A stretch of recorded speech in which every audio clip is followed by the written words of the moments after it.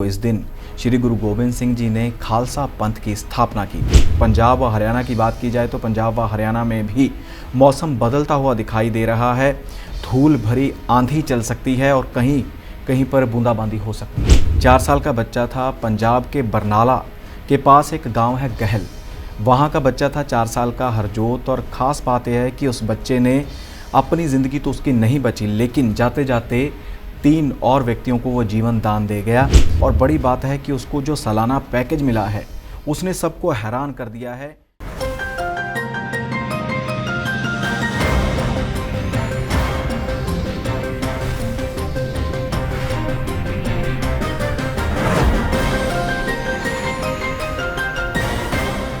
नमस्कार, D5 channel Hindi के programme खुलासा न्यूज का में मैं वंदना आप सभी दर्शकों का स्वागत करती हूं।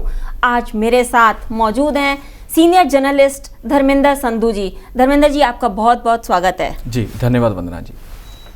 बैसाखी का त्योहार है, दर्शकों को बैसाखी की बहुत बहुत बधाई। बिल्कुल वंदना जी, आज बैसाखी का पर्व है तो हम अपने जितने भी दर्शक हैं, चाहे वो देश में हैं विदेश में हैं, हम सभी को इस पावन पर्व की हार्दिक शुभकामनाएं देते हैं। और बात की जाए इस दिन के महत्व की तो इस दिन श्री गुरु गोबिंद सिंह जी ने खालसा पंथ की स्थापना की थी। और बात की जाए ऋतु के हिसाब से तो आज से ऋतु परिवर्तन हो जाता है। बसंत ऋतु से हम ग्रीष्मकालीन ऋतु में प्रवेश करते हैं। और विशेषज्ञों की माने तो इस दिन जो है खान पीन की जो आदतें हैं उसको बदल लेना चाहिए कि आज से ही आप अपनी आदतें बदल लें ताकि आपको किसी भी प्रकार की कोई समस्या ना हो। खासकर जितनी भी तली हुई चीज़ें होती हैं, खट्टी चीज़ें होती हैं, ठंडी तासीर वाली चीज़ें हैं, उनसे परहेज़ करना चाहिए। और जितनी भी मौसमी सब्जियां होती हैं उनका इस्तेमाल करना चाहिए, उन्हें खाना चाहिए। मौसमी फल खा सकते हैं।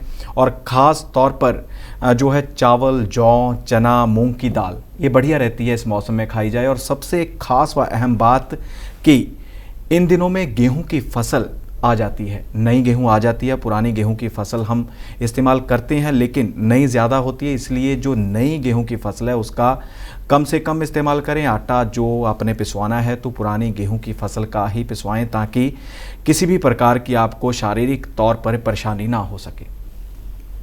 हिमाचल प्रदेश में मौसम का मिजाज बदल गया है, कहां कहां हुई है बारिश? बिल्कुल वंदना जी, गर्मी ने पूरे नॉर्थ को ही अपनी चपेट में ले रखा था, लेकिन हिमाचल से उम्मीद होती है कि हिमाचल में अगर मौसम करवट लेगा तो पंजाब व हरियाणा यहाँ तक कि दिल्ली में भी मौसम बदलेगा। इसी के चलते हिमाचल प्रदेश के मंडी में आधा घंटा तक लगातार बरसात हुई है जिसने काफ़ी राहत दी है। और जो ऊंचे इलाके हैं, जिस प्रकार शिमला है, शिमला के ऊंचे इलाके, चंबा के ऊंचे इलाके हैं जहाँ पर सेब की खेती होती है, वहाँ पर ओलावृष्टि हुई है और साथ ही बर्फबारी भी हुई है जिसके चलते सेब की फसल का काफ़ी नुकसान हुआ है। और बात कांगड़ा की जाए तो कांगड़ा व चंबा में भी काफ़ी बरसात हुई है जिससे लोगों को गर्मी से राहत मिली है। और आने वाले दिनों में भी येलो अलर्ट जारी किया गया है कि हिमाचल के कुछ हिस्सों में बरसात हो सकती है। और पंजाब व हरियाणा की बात की जाए तो पंजाब व हरियाणा में भी मौसम बदलता हुआ दिखाई दे रहा है। धूल भरी आंधी चल सकती है और कहीं कहीं पर बूंदाबांदी हो सकती है। अरविंद केजरीवाल फिर से हिमाचल में जनसभा करने जा रहे हैं, उनके कहां और क्या क्या कार्यक्रम हैं? बिल्कुल वंदना जी, आम आदमी पार्टी पंजाब में जीत हासिल करने के बाद हिमाचल प्रदेश की ओर बढ़ती हुई दिखाई दे रही है। इसी के चलते दिल्ली के मुख्यमंत्री अरविंद केजरीवाल कांगड़ा में 23 अप्रैल को जनसभा को संबोधित करेंगे। इसी के चलते ही पहले बता दें कि मंडी में भी रोड शो किया गया था। मंडी में रोड शो किया गया तो लोगों का काफ़ी समर्थन मिला था। बड़ी भीड़ जुटाने में आम आदमी पार्टी कामयाब हुई थी, लेकिन इसके बाद आम आदमी पार्टी को झटके लगने शुरू हो चुके थे। कई जो बड़े पदाधिकारी थे, यहाँ तक कि वहाँ के हिमाचल प्रदेश के आम आदमी पार्टी के अध्यक्ष व महिला विंग की जो अध्यक्ष थी, उन्होंने पार्टी छोड़ी और भाजपा का हिस्सा बनी।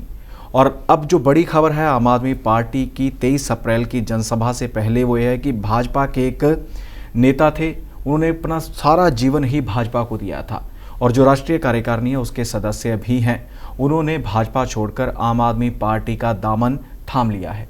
हरियाणा के सीपीआई के कार्यकर्ताओं ने प्रदर्शन किया है, क्या मांगे रखी हैं उन्होंने?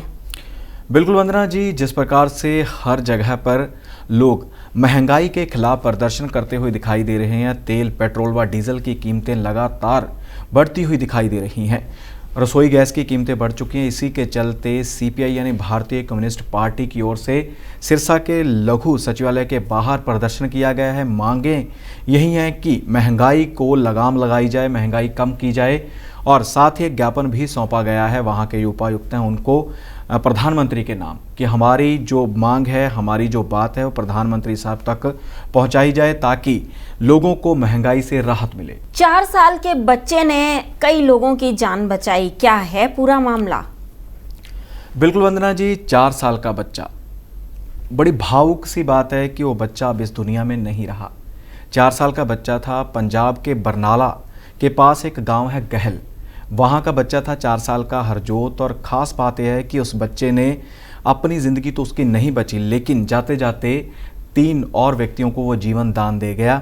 पहले दिन स्कूल गया था, स्कूल से घर वापस पहुंचा तो घर की छत के ऊपर खेलते हुए पैर फिसला तो नीचे गिरा, जिसके बाद उसको पीजीआई चंडीगढ़ ले जाया गया। यहाँ पर उसको ब्रेन डेड घोषित कर दिया गया। तो इसके बाद जो डॉक्टर्स थे उन्होंने परिजन से बात की कि अगर आप चाहते हैं कि आपका बच्चा आपको किसी ना किसी रूप में दिखाई दे तो आप इसके अंगदान कर सकते हैं।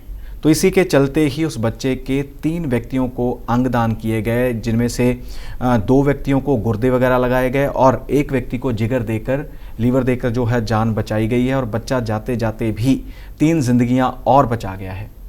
हिमाचल प्रदेश के ही एक युवा ने ऐसा कुछ कर दिखाया है कि जिसको देखकर सब हैरान रह गए हैं।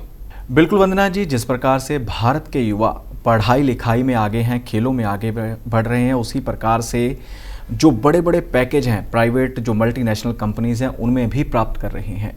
युवा है, शिमला से संबंधित है और अमेज़ॉन में उसकी सिलेक्शन हुई है। ऑनलाइन तरीके से उसने अप्लाई किया था और कई चरणों के बाद इंटरव्यू क्लियर करके वो आयरलैंड में जॉब करेगा। जुलाई महीने में वो अपनी जॉब स्टार्ट कर देगा। और बड़ी बात है कि उसको जो सालाना पैकेज मिला है उसने सबको हैरान कर दिया है। 1 करोड़ 11 लाख रुपए का उसको सालाना पैकेज मिला है। इससे पहले वो 15 लाख के सालाना पैकेज पर दिल्ली के एक मल्टीनेशनल कंपनी में काम करता था और चितकारा विश्वविद्यालय है, चितकारा यूनिवर्सिटी है, वहाँ पर वो बीटेक का अंतिम साल का विद्यार्थी है और अंतिम साल में ही उसकी सिलेक्शन मल्टीनेशनल कंपनी में हुई थी। लेकिन उसने हिम्मत नहीं हारी और बड़ा मुकाम हासिल किया है। आयरलैंड में वो जाकर अब अपनी सेवाएं देगा। बात की जाए उसके परिवार की तो माता उसकी गृहिणी हैं, घर बार संभालती हैं और साथ ही पिता उसके शिक्षक हैं। तो घर से ही उसको शिक्षा की जो एक लगाव था, इसी के चलते वो इतने बड़े मुकाम तक पहुंचा है। धर्मेंद्र जी, विभिन्न खबरों पर अपना प्रतिक्रम देने के लिए आपका बहुत बहुत धन्यवाद। जी धन्यवाद। कल फिर ताज़ा तरीन खबरों के साथ हाजिर होंगे खुलासा न्यूज़ का में। तब तक के लिए नमस्कार।